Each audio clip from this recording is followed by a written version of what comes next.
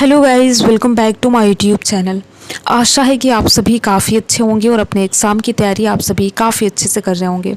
आज का ये वीडियो बहुत ही ज़्यादा इंपॉर्टेंट है। अगर आप यूपीएससी एस्पिरेंट हैं और यूपीएससी एग्ज़ाम की तैयारी करते हैं तो ये वीडियो आपके लिए बहुत ही ज़्यादा इंपॉर्टेंट है। आज के इस वीडियो में हम बात करेंगे यूपीएससी प्रीलिम्स 2025 का रिज़ल्ट तो जारी हो चुका है। यूपीएससी प्रीलिम्स 2025 के री एग्ज़ाम को लेकर बात करने वाले हैं, क्योंकि आप में से बहुत ऐसे अभ्यर्थी हैं जिनको ये लग रहा है कि हो सकता है कि यूपीएससी प्रीलिम्स 2025 का री एग्ज़ाम कंडक्ट कराया जाए।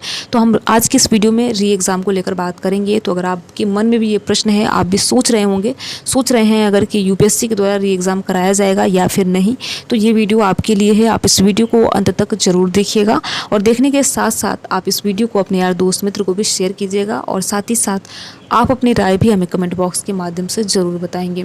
तो जैसा कि आप सभी को पता है, यहाँ पर पता है कि यूपीएससी प्रीलिम्स 2025 का रिज़ल्ट जारी हो चुका है और रिज़ल्ट आए लगभग 1.5 महीने हो चुके हैं। लेकिन अभी भी बहुत ऐसे अभ्यर्थी हैं जिनका स्पेशली लास्ट अटैम्प्ट था, जिनका इस बार एग्ज़ाम भी अच्छा गया है।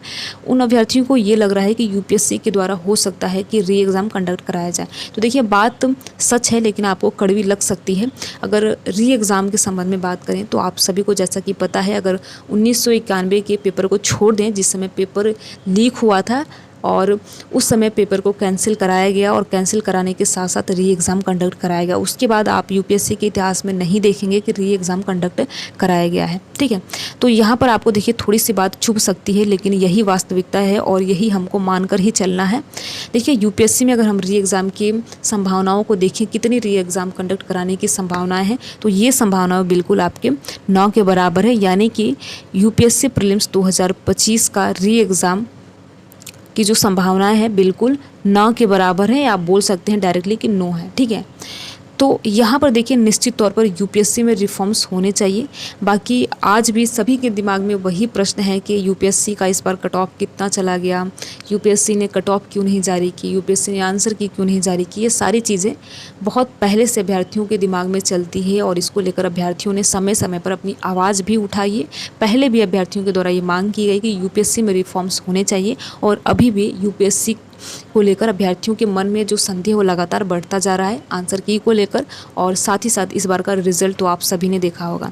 इस बार का रिज़ल्ट देखिए, ऐसा रिज़ल्ट है जो कि अगर आप देखेंगे प्रीवियस ईयर में ऐसा कोई भी रिज़ल्ट 2025 के रिज़ल्ट के जैसा जारी नहीं हुआ है। क्योंकि देखिए, चाहे कोई तैयारी करने वाला अभ्यर्थी हो, चाहे कोई पढ़ाने वाला हो, सभी के दिमाग में यही प्रश्न है कि आखिर इस बार का रिज़ल्ट ऐसे कैसे जारी हुआ।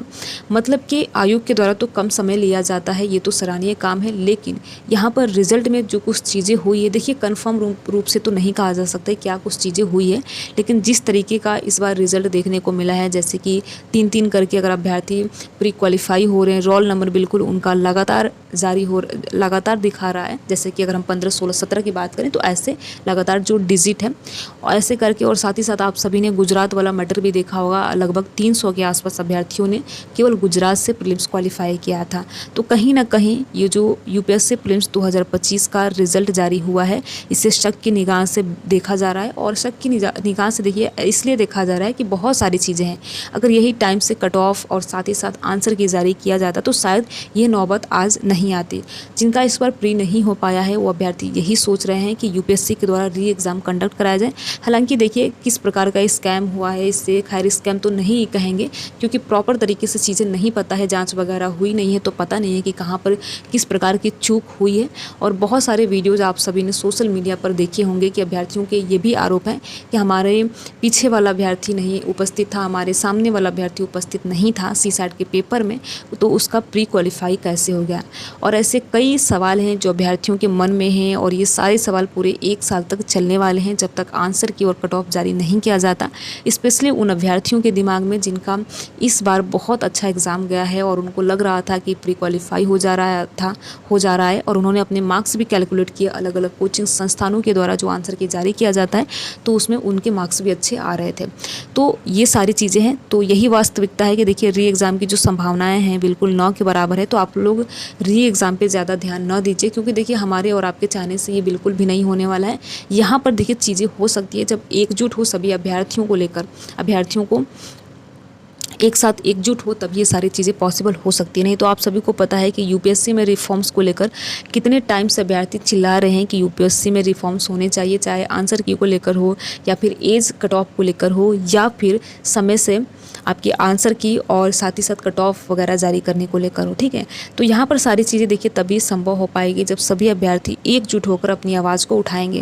हालांकि आप सभी ने कुछ समय पहले देखा होगा कि एक सांसद के द्वारा यूपीएससी को बाकायदा लेटर भी लिखा गया था, लेकिन उस लेटर में देखिए री एग्ज़ाम के संबंध में कुछ चीज़ें थी ही नहीं। उसमें केवल व केवल आपके एज कट ऑफ को लेकर था, आंसर की के संबंध में था और साथ ही साथ कट ऑफ को लेकर था। ठीक है, तो री एग्ज़ाम के संबंध में देखिए वास्तविकता यही है कि एग्ज़ाम आपका नहीं हो सकता है, क्योंकि चीज़ें अगर जांच होती, ऐसा कोई मामला सामने आता तो चीज़ें बनती है कि हाँ री एग्ज़ाम निश्चित तौर पर होगा। तो यहाँ पर चीज़ों की जांच ही नहीं हुई है, केवल व केवल अभ्यर्थियों के द्वारा आरोप लगाए गए हैं। देखिए बिल्कुल ऐसा नहीं कहा जा सकता कि अभ्यर्थियों ने जो भी आरोप लगाए हैं वो बिल्कुल उसने सीधे नकार दिया जाए, बिल्कुल ऐसा नहीं है। अगर चीज़ें जाँच हो और कुछ सामने आए तो तब उस पर ठोस कदम उठाए जा सकते हैं। तो जो भी अभ्यर्थी हैं जिनका यूपीएससी प्रीलिम्स 2025 नहीं हुआ है, तो आप सभी को बहुत ज़्यादा निराश, बहुत ज़्यादा परेशान नहीं होना है। आप 2026 की तैयारी में बिल्कुल जुट जाइए और एक एक दिन जो है आपका बीतता ही जा रहा है। ठीक है, तो यहाँ पर आपको बिल्कुल भी समय नहीं गंवाना है। साथ ही साथ जिन अभ्यर्थियों का इस बार लास्ट अटेम्प्ट था, आप सभी को निराश परेशान होने की ज़रूरत नहीं है। अगर आपने बीपीएससी का फॉर्म भरा होगा तो काफ़ी अच्छी बात है, और नहीं भी भरा होगा तो आपने पीसीएस निश्चित तौर पर भरा होगा। ठीक है, तो आप उसके एग्ज़ाम को देखिए, और साथ ही साथ अगर आपने नहीं भरा है तो नेक्स्ट टाइम जब भी पीसीएस किसी भी राज्य का पीसीएस एग्ज़ाम फॉर्म आए तो आप उसको भरकर ट्राई कर सकते हैं। ठीक है, तो यही सारी चीज़ें हैं। आपको क्या लगता है कि किस तरीके की चीज़ें हुई हैं, किस तरीके का इस बार रिज़ल्ट देखने को मिला है?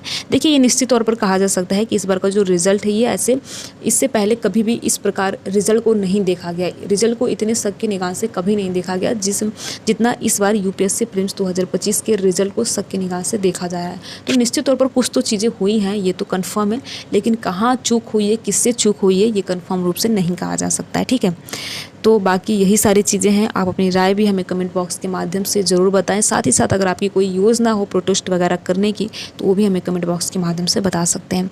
वीडियो में लास्ट तक बने रहने के लिए आप सभी का बहुत बहुत धन्यवाद। Thank you.